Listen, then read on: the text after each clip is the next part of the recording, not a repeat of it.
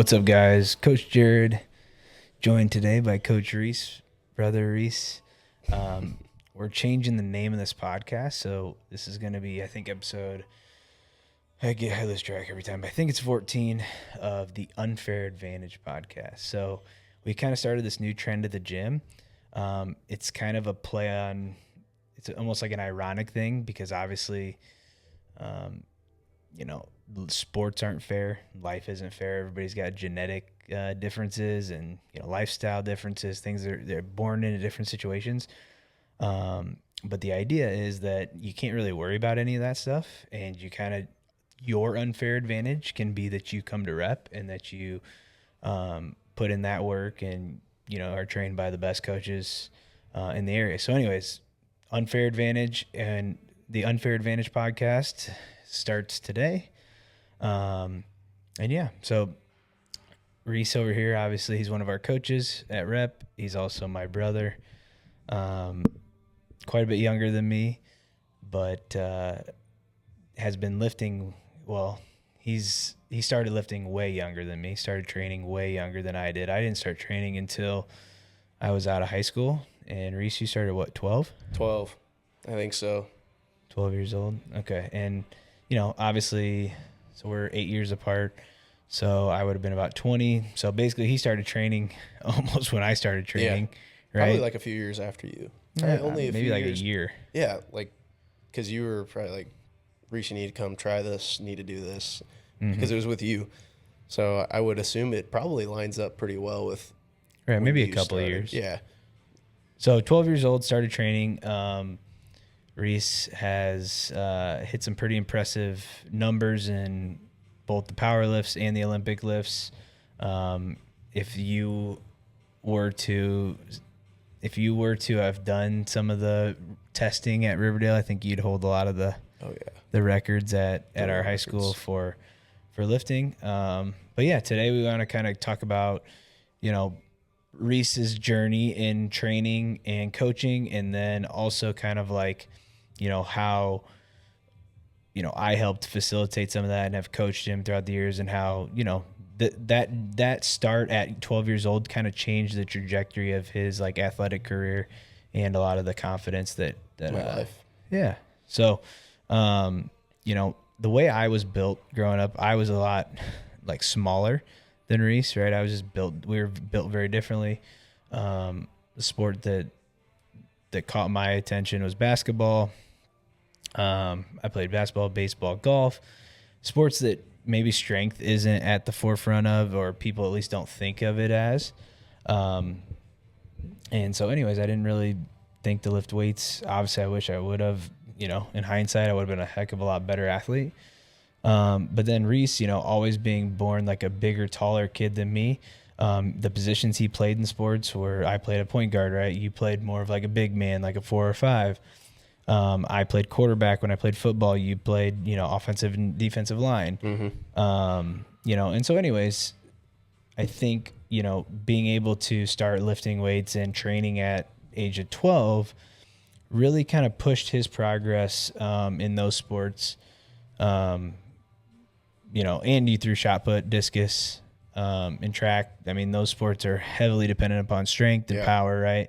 And anyways, I think, him training at a very young age helped him excel. So I'll kind of let him talk about what he thinks about that. Yeah, kind of thinking about like what you just said with the name of the podcast. I always kind of looked at myself as being like a bigger, like chunkier kid. I always kind of looked at that as like something that I didn't like and something that was a disadvantage. But then probably when I started lifting weights was when I realized that I could use that to my advantage. And that's really when like I kind of flipped. I don't know. You got to think when you're young, you probably don't remember that much stuff. I mean, when you're 12 years old, how much do you remember, right? But when I was 12, what I do remember is that I was not confident and that I just basically like didn't like the way I was. And when I realized that, I was like, oh man, I'm big, but I'm actually really strong and I'm athletic. So I was like, that's when it kind of dawned on me that I was like, I need to stop like unembracing what I am and basically just go kind of full bore into being like a bigger kid. That's going to be like, I just got to accept that I'm a lineman, that I'm a shot put thrower. And like still like to this day, every lineman will ever tell you this. They always wonder what they could have done if they got the ball, you know? Right. Which I 100% think that, and I think everybody who played football that didn't touch the ball thinks that. You think Coach D's watching? You say, Coach D, you should have gave me the ball more. Yeah. Come on, Coach D. Had an 8-yard run on a 4th and 20 one time. Come on. Yeah. And I think you tripped over your own feet, or you might have taken it to the house. No. Oh, okay. Anyways, I think what Reese is kind of saying too is at the end of the day, when you carry extra weight around, one, that's going to help you build some strength because you have to do it on a day-to-day basis. The other thing is mass moves mass, right? Like, there's weight classes in certain sports like wrestling, Olympic weightlifting, for a reason, but there are no weight classes in football, right? There are no weight classes in throwing, right? So those are sports where being a bigger kid is advantageous, that's right? Kind of what I didn't get to. I kind of forgot to say that, but like the thing that I thought was something I didn't like, me being bigger, was actually my unfair advantage, was being big and strong, which looking back, you could look at my senior class, for example. We didn't have anybody else like me. Like there was nobody else like me at the school I went to. Obviously, like other places would have had it, but I environmentally didn't look at that as such. But looking back, like that was my unfair advantage, was that I was big and I was strong.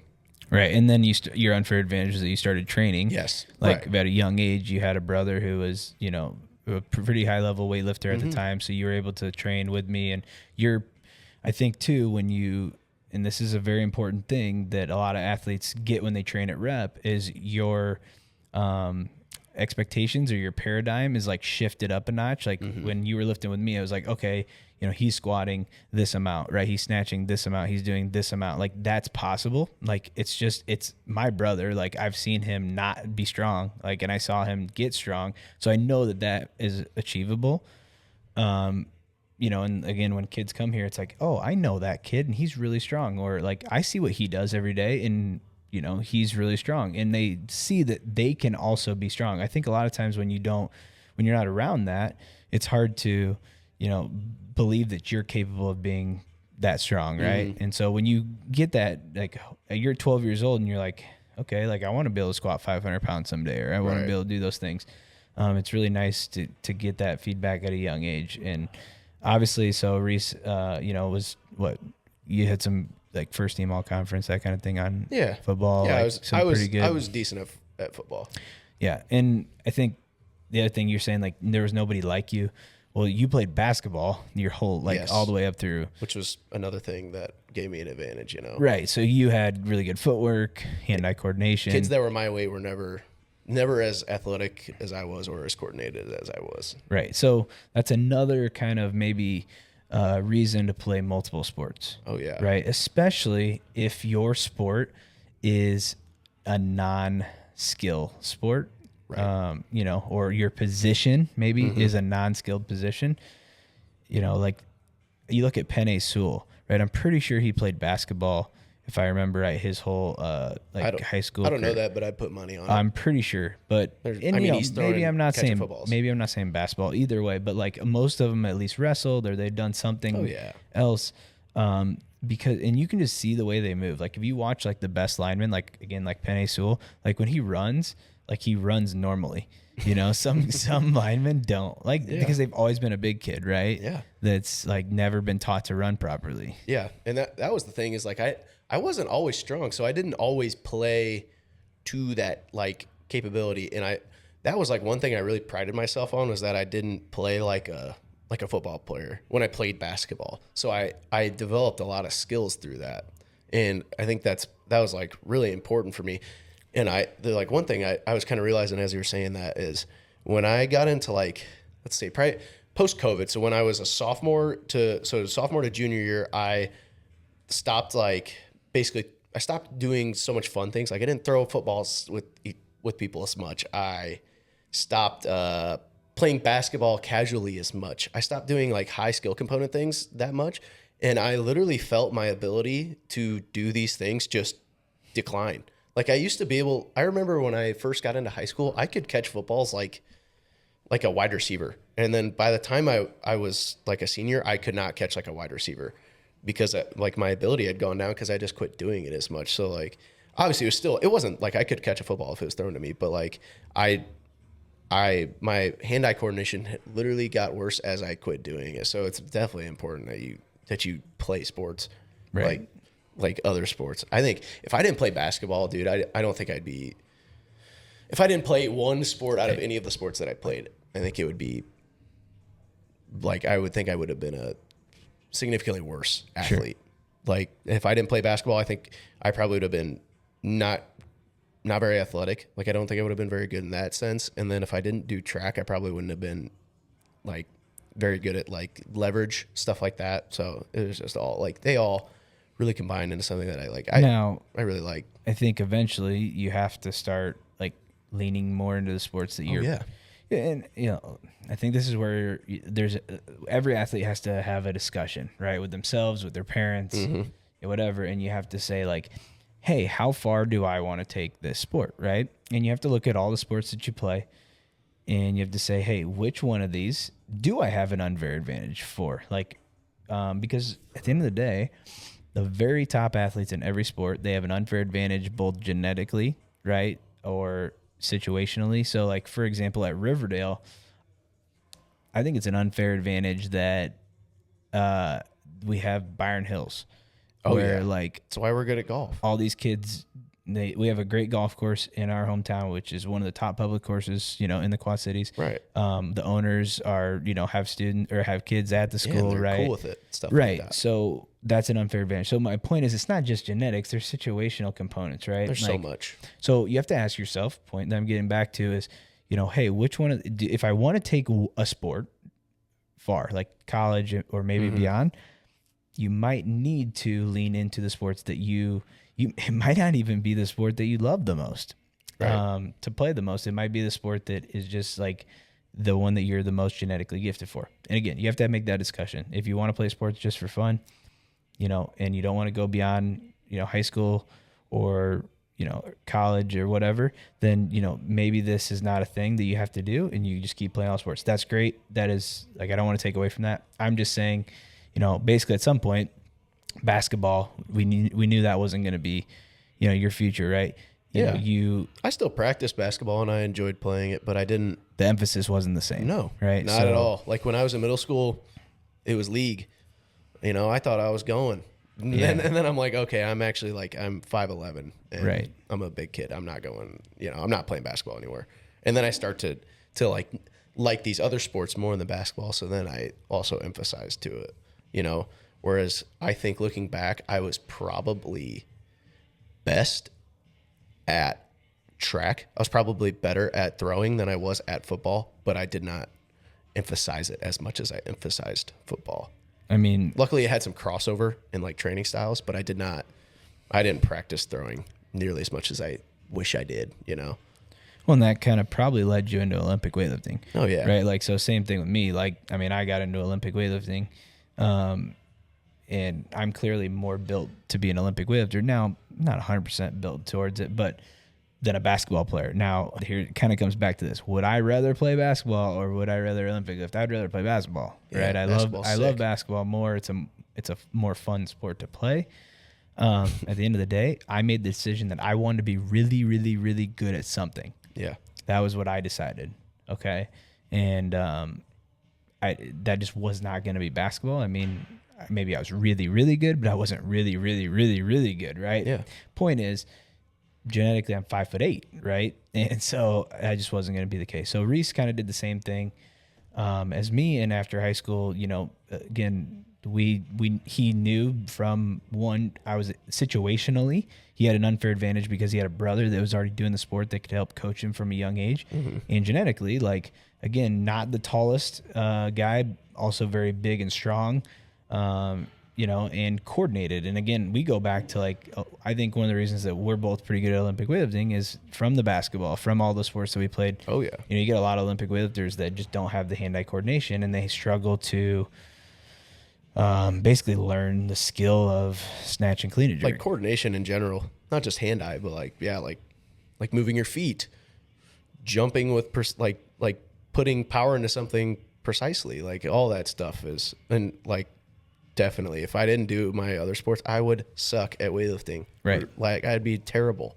And if, I mean, you're able to say like, for me, I'm able to, when I'm able to coach certain athletes and say like, hey, when you do, I say, hey, do this thing. Are they able to do the thing that I said to do? Right. Mm-hmm. Or if I show them something, are they able to do the thing that I showed them, able to replicate it? And I think a lot of those skills that we have come from the other sports that we played. So definitely, again, going back, I think the best route is to play lots of sports young. Yeah. And then at some point, you know, probably in high school, you got to have a discussion with yourself and with your parents probably, and say, hey, where, you know, where am I at with these things? Like, do I want to take these things a little bit further, or am I happy with where I'm at with things? And if you're happy with where you're at and you just want to play all sports and continue to have fun, great. If you feel like, hey, I want to take this thing to the next level, then it might be time to, you know, focus more on the things that you both enjoy doing and you're probably have an unfair advantage towards. Mm-hmm. So, yeah. It kind of goes in like the training, like how you start training. You should start pretty general. Try it all, see what you like, and then narrow it down as you get more experienced. So let's talk about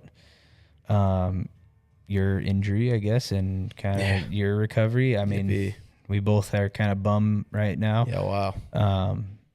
We look good. Reese's was probably...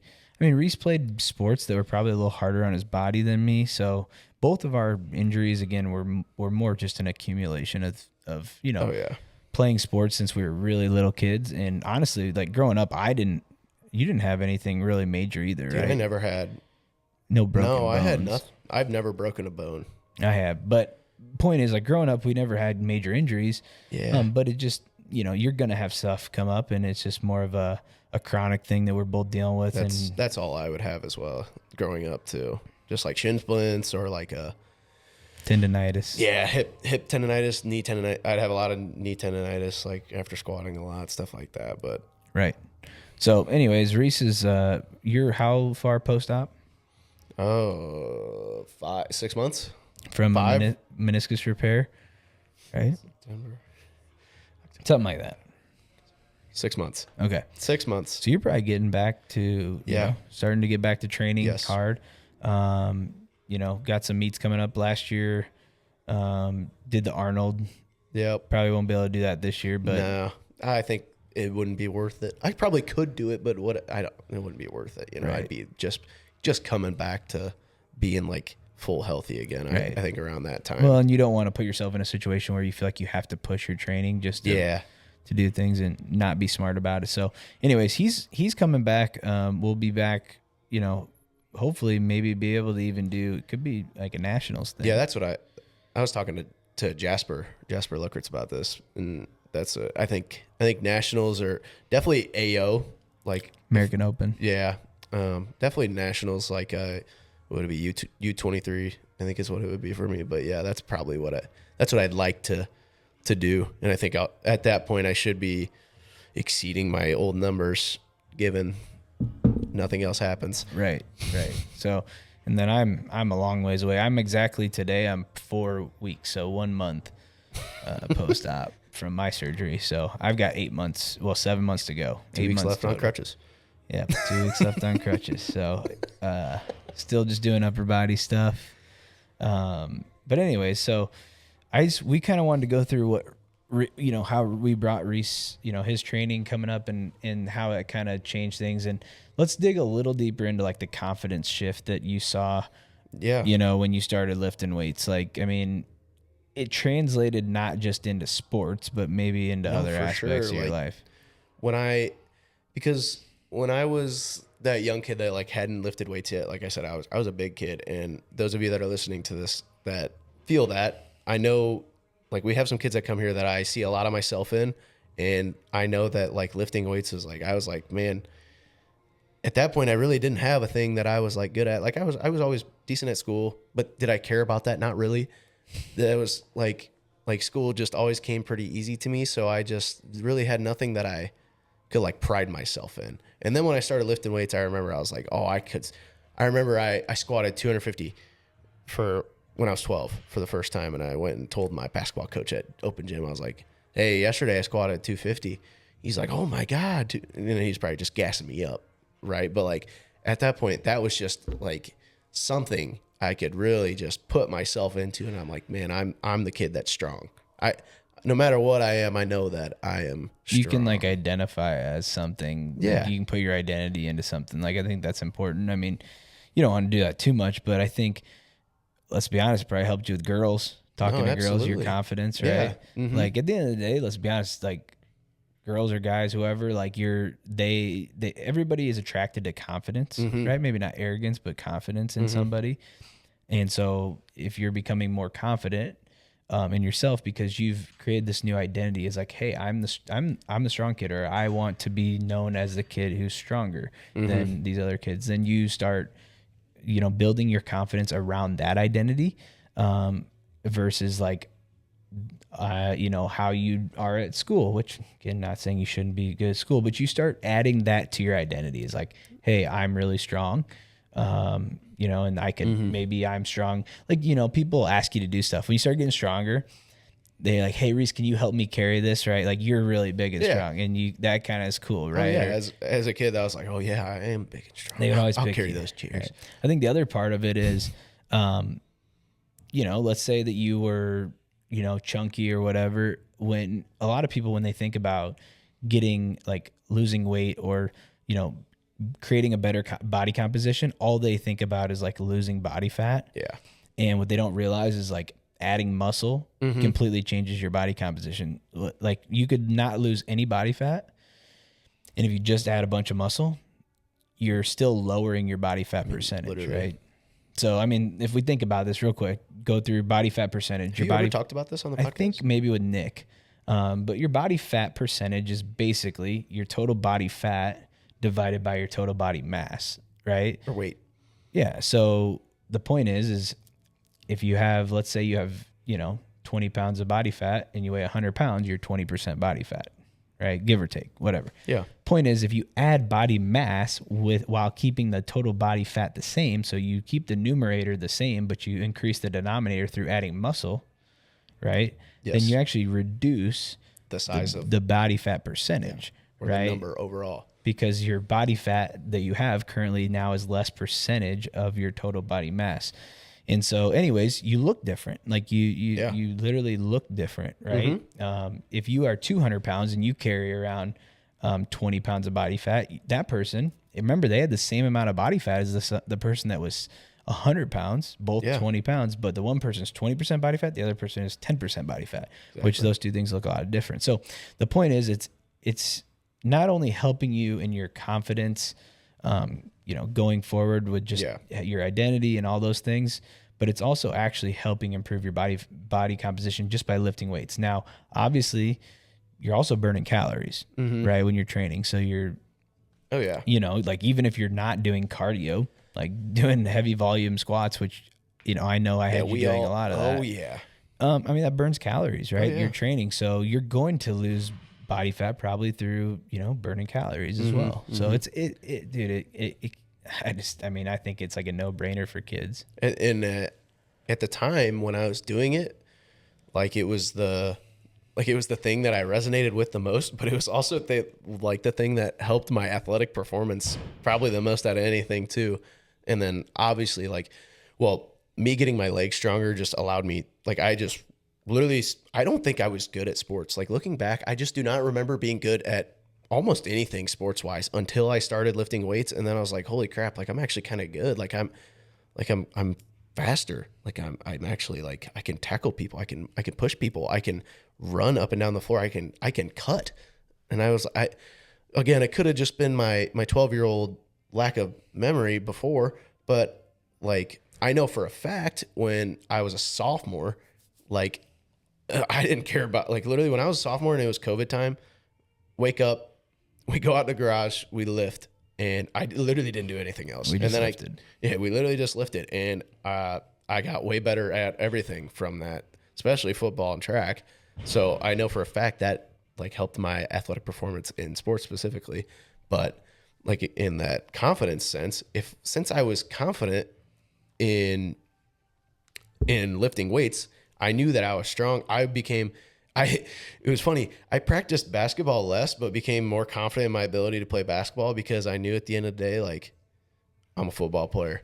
Yeah, I think it also though, because let's be honest, everybody's good at a sport more for one reason than they are another, right? So you were better at your, like, say at basketball because you were stronger than the other guys, not because you maybe could shoot better or dribble better, certain things. Like what your advantage in basketball was that you were stronger than them. Mm-hmm. So you just leaned into that and you kept like creating that discrepancy, right, between your strength and the next guy's strength. So I think, we talk about like building up our weaknesses here a lot, but also like you have to lean into your strengths, right? Like at the end of the day, one of the things that I actually think I did wrong as a weightlifter was I focused too much eventually on building up my weaknesses.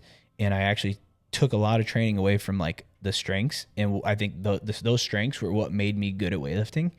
And it was like, yeah, don't get me wrong, you got to work on your weaknesses, but you also got to remember what you're good at and what has kind of made you. So like, for example, like if you're a wrestler and you are just way stronger than all the other kids and that's why you're winning, yes, you need to work on your technique if, your technique isn't very good, but also like don't let your strength come down in turn, right? And so I think that, strength training for you helped you kind of lean into why you were like, that was going to be your advantage. Yeah. Right. Your unfair advantage was that you were stronger than them. So if you're not stronger than everybody else, then, you're not going to have an advantage anywhere. Right. Yeah. Cool. Anything else you think we should touch on? Did you have any notes before we wrap it up? I don't think so. I just really like the confidence. Like that is just one of the most overlooked things about kids coming to the gym, to us, to working out at all. Like it's just I really, like you heard me say it earlier, but there's these kids that come in that I see a lot of myself in, and those kids, if you're listening to this, you probably know who you are. It just makes me so happy when I can just put some confidence in these kids, because I know that they're really like, a lot of times kids, they just don't really know what they want to do. Like that was me. I played all these sports and I was just like kind of doing whatever came to my mind at the time. And then I like actually realized like, I want this. I want to be strong. And then after I became strong, I was like, oh crap, I can be good at football. Now I want to be the guy who's strong and good at football and the guy who's good at track. So that became my identity in like I just really think like the track that it put me on in my, not just my athletic career, like my life, like I don't think I would have been nearly as happy of a person if I didn't do that. Like looking back, and this is nothing against anybody that I'm friends with, I probably wouldn't have as many friends. It's just kind of how it is. Like everybody knows the better of an athlete you are, the more people that want to be friends with you, right? Whether it should be or not, I think that's definitely not how it should be. Like people should be looking at you for who you are, your personality. But at the end of the day, like I can attribute a lot of the things that happen in my life in a positive sense to that. I don't think even maybe people want to be friends with athletes. I think people enjoy being around confident people. Yeah. Right. And people that are confident in themselves and, or people that are good at something. Like for me, the older I get, like I don't care what you're good at, but I'm very intrigued by people who are good at something, right? Like really good at something. Agree. And they're able to add value to me by explaining or kind of like giving me insights on how they got to that point, and I can learn from them. So I think, people have probably asked you, I mean, I know that you've trained some of your literally friends that you went to high school with. Yeah. And you help them a lot with their training, right? Yeah. And, so yeah, I just think then the last thing I think we should touch on, and that we can end it on, is that people like doing things they're good at, right? Yeah. I think people enjoy doing things they're good at inherently. And so that's the last thing as far as like leaning into your unfair advantage is, again, we love the whole idea of working on your weaknesses, right? Yeah, but it's important. Right. But it's not, you shouldn't not work on things you're good at, because at the end of the day, if that's what's going to keep you consistent and keep you in the gym, and also, again, if that's already what you are the reason that you are the way you are, then keep doing the things that you're good at. Like just keep getting better and better and better at them. Yes. Like I think honestly, looking back, I think that's probably one of the reasons that this knee thing showed up, that my meniscus tear showed up, because the last time I PR'd my squat, I was like 16 years old, Which is crazy, right? which and you've is- worked on all which is like, your bad. technique. Yeah. Which I've been doing a lot of like technical things since then, but I've also like, but you know what I have PR'd lately? I PR'd my bench. I PR'd my bench lately, but I haven't PR'd anything with my lower body. Which It's funny granted, it because has you used to something have do a lot of pec issues. Yeah. And I'd have a lot of shoulder stuff going on. and not so much of that anymore. Yep, and none of that. Because your shoulders and I could upper body I got stronger. think I could probably PR almost all of my upper body lifts if I tried to. Like I think I could probably PR my, like I PR'd my bench for 5 a few months back, but I could probably PR my bench for 1. I could probably PR my strict press for 1. Like now I can do pull-ups, but obviously I just came off a meniscus tear, but previously my squatting strength has not been what it was when I was in high school. I think we can though, like even take that a little bit scientific and say like, you know, your body is used to having a capacity, right, to Yeah. perform their sports with. So like if you let something if you have a strength and you let it become a weakness, your body isn't used to that thing being a weakness. And I think that's where it becomes vulnerable, right? Is like, okay, your body, and it's the same thing. I hurt my hip. I used to have like really strong hips and low back and stuff. And that was my strength, was my hip strength and my low back strength.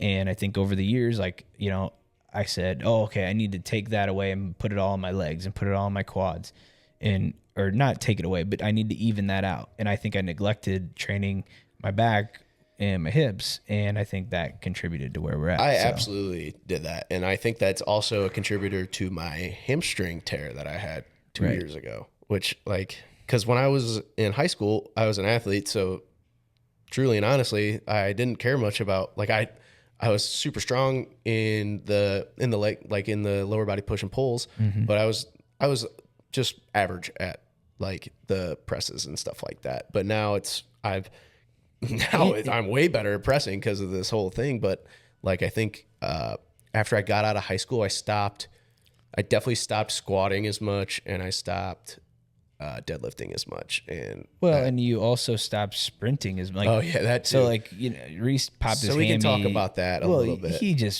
That was just dumb. Let's be honest. Oh yeah. I mean, I've done dumb stuff too. I mean, I kind of did the same thing when I popped my hamstring. What once. a dumb story. But he was just, you know, we were basically racing. I mean, and Reece, I was coaching 2 athletes that you were like wanting to race those athletes.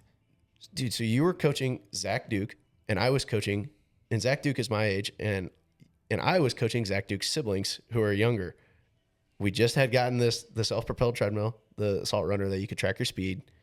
Jared gets up on it. Zach gets up on it. You were racing him, and you were doing fine. And I heard how much you ran, and I was like, I'm not going to let him fucking run that fast. And I'm going to run faster. And then I just hopped up there cold, which Right. I'm And like, I dude, had I'm warmed up Superman. a little bit. I'm Superman. I don't need no, like, I never You're hurt. also a bigger kid. I never than hurt me, anything like I never had an injury like that. Yeah. I never had anything close to that. Hopped up there, did one, and I was like, that sucked. I got to run harder. And I just strided out and felt the pop. So, yeah, and it was bad. anyways, point is, if you don't use it, you lose it. Yes. And I think that's important to always try to, and that's why I think a lot of our training is general training. Like, Yes. you know, we don't want to just only train one part of your body or specialize in only what you're doing in sports, because that leaves your body vulnerable. We want to create like almost like a bulletproof body. Yeah. And that's by, you know, retaining your strength in all these areas. So, And I think it's very important to have a coach, because even the smartest person in the world might, like, their training is they're just gonna subconsciously cater away from these things that they have already. yeah, like I think that was probably my issue and your issue as well, is that like your mentality as an athlete is to not have weaknesses. Yeah. Right. And you're like, okay, I just need to stop doing this and do this. Where it's like, if you have a coach that's able to objectively look at you Yes. and say, you know, hey, you know, keep doing what you're good at. We'll throw in some other stuff, but it's just good to have somebody that's able to give you an outside opinion and look at you and not have any emotion about it. Like it's hard to not be emotional about your own training. Exactly. That's it. Because I was always like, well, and I also didn't like how my upper body looked for a long time. So that was an influencer. Whereas like, if I had like, say I let you still program for me at the time, you wouldn't have let me just like squat once a week. Right. So maybe you should let me do that again once you're healthy. So we just been working a lot basically the last couple of years building the gym up. So, and I mean, that's the truth of it. Like we've been working a lot. So, all right, guys. Well, thank you for joining us on this episode of the Unfair Advantage podcast. We'll be back at it next week with another guest. Yes. Peace.